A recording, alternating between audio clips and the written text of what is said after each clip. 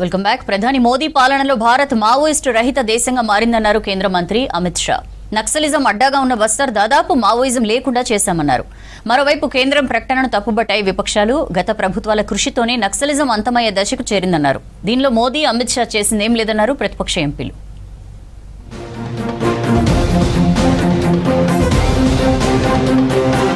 Parliament budget సమావేశాలు hot గా జరుగుతున్నాయి. లోక్సభలో వామపక్ష తీవ్రవాదం, దేశంలో దాని నిర్మూలనపై సుదీర్ఘ చర్చ జరిగింది. కేంద్రం విధించిన డెడ్ లైన్ రేపటితో ముగియనుండటంతో సభలో చర్చించారు. ఈ సందర్భంగా అధికార విపక్ష ఎంపీల మధ్య మాటల తూటాలు పేలాయి.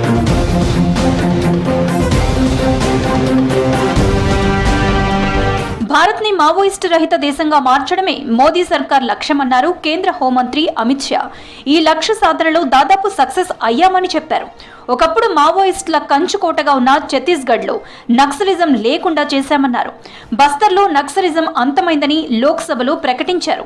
సమాజంలోని అన్యాయాలకు రాజ్యాంగంలో పరిష్కారాలు ఉన్నాయన్నారు. ఆయుధాలు చేతపట్టడం సరైన మార్గం కాదన్నారు షా.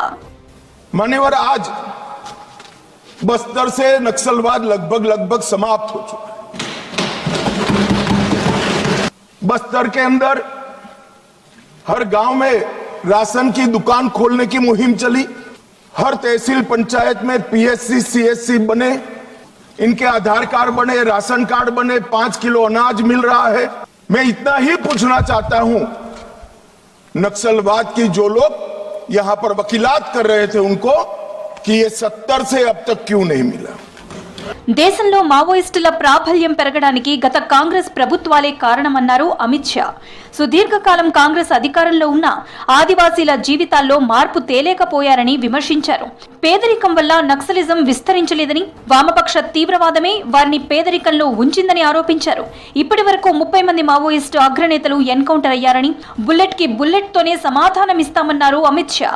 నక్సల్వాద్ का मूल कारण विकास की डिमांड नहीं है, एक आइडियोलॉजी, जिस आइडियोलॉजी को अपने राष्ट्रपति पद का चुनाव जीतने के लिए स्वीकार कर लिया, ये वामपंथी विचारधारा के कारण नक्सलवाद फैला और अब ये नक्सलवाद से मुक्त भारत की रचना भी नरेंद्र मोदी जी के शासन के अंदर ही हो रही है.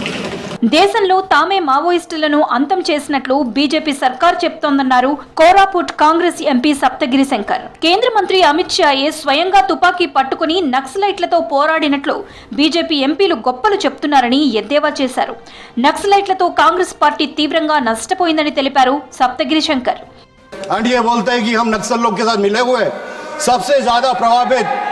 हमें बताइए, आजादी की लड़ाई में कोई भी भाजपा का बंदा कभी मारा गया? कोई भी नक्सल अटैक में कोई भाजपा का बंदा मारा गया? नहीं मैडम, छत्तीसगढ़ का टॉप प्लेयर पूरा उड़ा दिया गया इस नक्सलवादी के सीट में. మావోయిస్టు ప్రభావిత ప్రాంతాలపై మోదీ సర్కార్ అబద్దాలు చెప్తోందన్నారు టీఎంసీ ఎంపీ మహువా మొయిత్రా. బస్తర్లో సాధారణ పరిస్థితులు నెలకొన్నాయని కేంద్రం చెప్తోందన్నారు. నిజంగా సాధారణ పరిస్థితులు ఉంటే సైనిక దళాలను ఎందుకు ఉపసంహరించుకోవడం లేదని ప్రశ్నించారు. 2014తో పోల్చితే నిర్బంధం మరింత పెరిగిందని విమర్శించారు Mahua. In truth, the LWE solution has been taken up by the governments right from early 2000s when the UPA brought in Manrega, brought in the Forest Rights Act in 2006, and this kind of legislation for the first time gave tribal rights over land. And integrated action plans also decentralized developments where you had district collectors and local authorities having flexibility to respond to local needs in tribal areas. పశ్చిమాసియా యుద్ధంతో దేశంలో నెలకొన్న సంక్షోభంపై చర్చ జరగకుండా మోదీ సర్కార్ divert politics చేస్తోందన్నారు విపక్ష నేతలు.